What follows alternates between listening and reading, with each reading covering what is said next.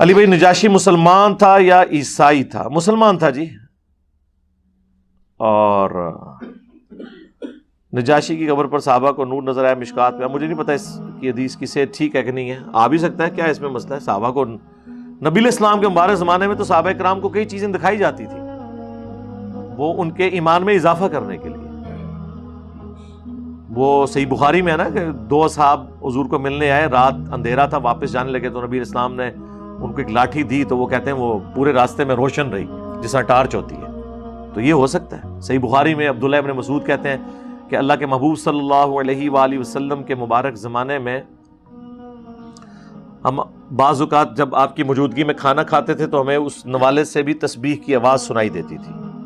یہ بھی ہوتا تھا، یعنی یہ کامن ایکسپیرینس میں چیزیں آتی تھی. پھر بخاری مسلم میں وہ حدیث جو صلح حدیبیہ کے موقع پر اللہ کے محبوب صلی اللہ علیہ وآلہ وسلم کی مبارک انگلیوں سے جب آپ نے وہ پانی کے پیالے میں رکھا تو چشمے جاری ہوئے، 1500 صحابہ نے پانی پیا، جانوروں کو پلایا، سٹور کر لیا. اور جابر بن عبداللہ کہتے ہیں ہم 1,00,000 بھی ہوتے نا تو وہ پانی زیادہ تھا جو آپ کی مبارک انگلیوں سے نکل رہا تھا. تو اس طرح کے ایکسپیرینسز ہو جاتے تھے. نجاشی مسلمان تھا، اہل فطرت میں سے تھا، اس اعتبار سے کہ جب نجاشی کے دربار میں حضرت جعفر طیار نے سیدہ مریم سلام اللہ علیہا اور عیسیٰ ابن مریم کے حوالے سے جب تلاوت کی سورہ مریم کی تو اس نے ایک تنکا اٹھا کے کہا تھا نا.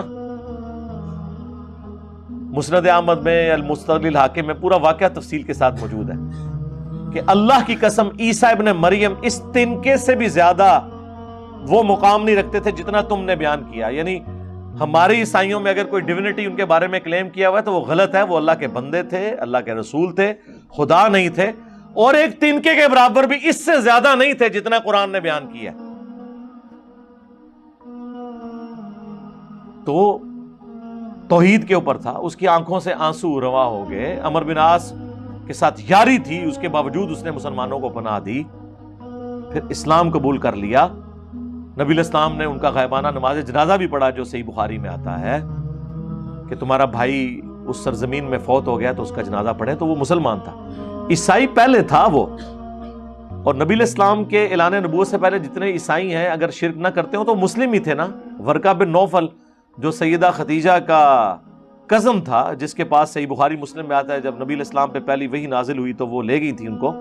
تو ورقہ بن نوفل جو ہیں وہ تو اہل فطرت میں سے تھے اس حوالے سے کہ حضرت عیسیٰ ابن مریم کی دعوت بھی تھی. آپ فطرت نہ کہ فطرتوں ہیں جن تک پیغمبر کی دعوت نہ پہنچی ہو، فطرت میں تھے. یہ کہہ لیں فطرت تا کے ساتھ ہوتی ہے، یہ فطرت توئے کے ساتھ، نیچر کے اوپر.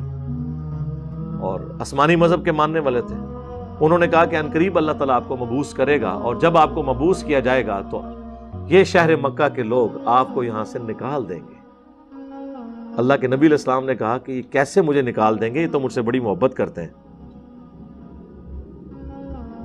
تو ورقہ بن نوفل نے کہا کہ آپ سے پہلے بھی جس نے توحید کی بات کی ہے اس کے رشتہ داروں نے، اس کے قریبی لوگوں نے، اس کے شہر کے لوگوں نے اس کے ساتھ یہی سلوک کیا.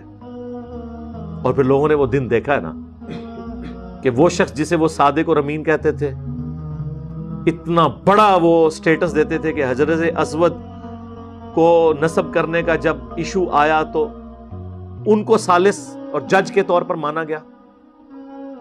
انہوں نے ہی وہاں سے ان کو قتل کے فتوے جاری کیے اور رات کے وقت آپ صلی اللہ علیہ وآلہ وسلم کو نکلنا پڑا. اچھا، اس سے آپ کو یہ بھی پتا چلا کہ یہ جتنے آپ کو بڑے بڑے سپیکرز نظر آ رہے ہیں نا اپنے اپنے فرقوں کی دعوت کرتے ہوئے یا میٹھی میٹھی باتیں کرتے ہوئے، یہ جب پیغمبروں والی بات کریں گے تو ان کے مجمع بھی چھٹ جائیں گے. طارق جمیل صاحب نے صرف من کنت مولا فہذا علی مولا بیان کیا نا، آج تک وہ اس کے آفٹر شاک سے نہیں نکل سکے. 4 سال ہو گئے. حالانکہ یہ وہ بیان کیا جو اہل سنت کی کتابوں میں، ترمذی میں، مسند احمد میں حدیث موجود تھی، جس کا مولا میں اس کا مولا علی. صرف اپنی بات جس میں کسی دوسرے فرقے کی سپورٹ تھی ان کے زوم میں، ان کے علماء کے، اس کے اوپر وہ ان سے ناراض ہو گئے. تو باقی ہماری والی باتیں کس طرح سن سکتے ہیں؟ یہ تو اللہ کی کرم نوازی ہے کہ اس پڑھے لکھے دور کی برکت ہے کہ دنیاوی تعلیم نے لوگوں کے ذہن کھولے ہیں، ورنہ اتنے لوگ کدھر بات سننے کے لیے تیار ہوتے ہیں؟ پیغمبروں سے نہیں سنی. یہ تو ختم نبوت کی برکت ہے. نبی علیہ السلام کی مبارک تعلیمات کو اللہ نے محفوظ کیا کہ آج اس بڑے پیمانے کے اوپر یہ دعوت کا کام اللہ کے فضل سے ہو رہا ہے. اب مجھے بتائیں کہ نجاشی نے جب تنکا اٹھا کے کہا عیسائی پادریوں کے سامنے کہ عیسیٰ اس سے بھی زیادہ نہیں تھے مرتبے میں جو تم کلیم کر رہے ہیں ان کے بارے میں، کیا کوئی مسلمان امام کعبہ یا مسلمانوں کا بڑا سپیکر ایک تنکا اٹھا کے یہ کہہ سکتا ہے کہ نبی علیہ السلام کے بارے میں اس تنکے سے بھی زیادہ مرتبہ کلیم نہیں کرنا چاہیے جو قرآن و سنت میں آیا ہوا ہے؟ وہ کہیں گے تو گٹھ لے کے ناپنا شروع کرتا ہے، یہی کہیں گے نا؟ انلمیٹڈ ڈکلیئر کیا ہوا ہے۔ یہاں تو بڑے لوگ شوق سے سنتے ہیں، اور عیسیٰ ابن مریم کوئی عام آدمی تو ہے نہیں ہے، ان کے معجزات تو کئی ایسے ہیں جو ہمارے نبی کو نہیں ملے ہوئے۔ یعنی ہمارے نبی علیہ السلام کے بارے میں کوئی واقعہ رپورٹ ہے کہ آپ نے کبھی مٹی کی مورت بنا کے اس میں پھونک ماری ہو پرندہ بن گیا ہو؟ بتائیں۔ مردہ زندہ کرنے کا کوئی واقعہ سٹوریوں میں ویسے بنائے ہوئے انہوں نے واقعات، حدیث کی کتابوں میں کوئی نہیں ہے۔ اس کو بھی چھوڑ دیں۔ سب سے بڑی بات، عیسیٰ ابن مریم کو اللہ نے ان کی ماں کے اوپر بھی الہام کیا کہ تیرے بچے کو ہم جان والوں کے لیے نشانی بنانے لگے ہیں، بغیر باپ کے پیدا ہوئے ہیں۔ ہمارے نبی علیہ السلام کے حق میں یہ معجزہ ہے کیا بغیر باپ کے پیدا ہونے والا؟ باقی تو آپ گھینٹستان کے کوئی جھوٹی روایتیں گھڑ کے بیان کر لیں گے، ایک ایک کرو گے۔ اے پھکی میں تیار کر کے رکھی تھوڑے سٹیرائڈ سارے معجزے بنا لو، بہ کے کار بنائی ہو، اے کہ تو بناؤ گے؟ کوئی کتاب و سنت کی بات کر دے جی اے جی شان کٹا رہے ہیں۔ تو نجاشی نے نہیں یہ شان کام کی، تنکا اٹھا کے کہنا کہ اس سے بھی زیادہ نہیں ہے جتنا تم نے بیان کیا۔ ہم کیا یہ کہہ سکتے ہیں اس تنکے کے برابر بھی اس سے زیادہ، جبکہ ہمارے نبی کی تعلیمات بھی موجود ہیں صحیح بخاری میں، دیکھنا میری شان کو اس طرح بلند نہ کرنا جس طرح نصارہ نے اپنے پیغمبر کی شان کو بڑھا دیا۔ میں اللہ کا بندہ اور اس کا رسول ہوں، مجھے اللہ کا بندہ اور اس کا رسول کہنا۔ ہمارے نبی علیہ السلام جب یہ کہہ رہے ہوں تو ہمیں تو حق حاصل ہے کہ ہم یہ بات کر سکیں۔ یہاں لوگ کہتے ہیں وہ جی اے جی قرآن پڑھ دینے، نبی دے خلاف آیتاں ڈھونڈ دینے۔ لعنت ہے جی آپ کے عقیدے کے اوپر اگر آپ کا یہ عقیدہ ہے کہ قرآن میں کوئی نبی کے خلاف بھی آیت موجود ہے۔ تمہارے نبی کے خلاف ہو سکتی ہے، ہمارے نبی کے خلاف نہیں ہے، کیونکہ تمہارا نبی بنایا ہوا بابوں کا ہے، ہمارا تو اور ہے۔ کتابوں کا خدا اور ہے، بابوں کا خدا اور، کتابوں کا پیغمبر اور ہے، بابوں کا پیغمبر اور۔ وہ تو بھی قرآن پڑھیں گے تو ان کو وسوسے آئیں گے۔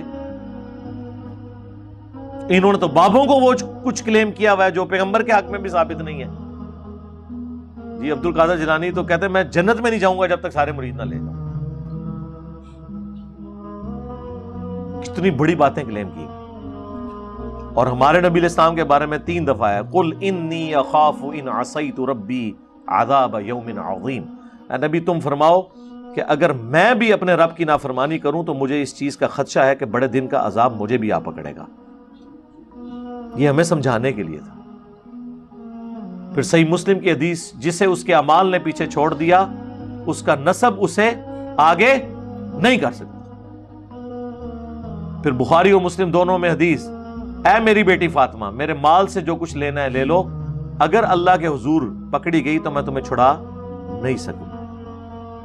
یہ ہے کتابوں کا پیغمبر، کتابوں کا دین، اور یہ ہے بابوں کا دین۔ اسی تو ہم پھر عرض کرتے ہیں کہ مرنے سے پہلے اے مسلمان کر لے اس پہ غور، کتابوں کا خدا اور ہے، بابوں کا خدا اور۔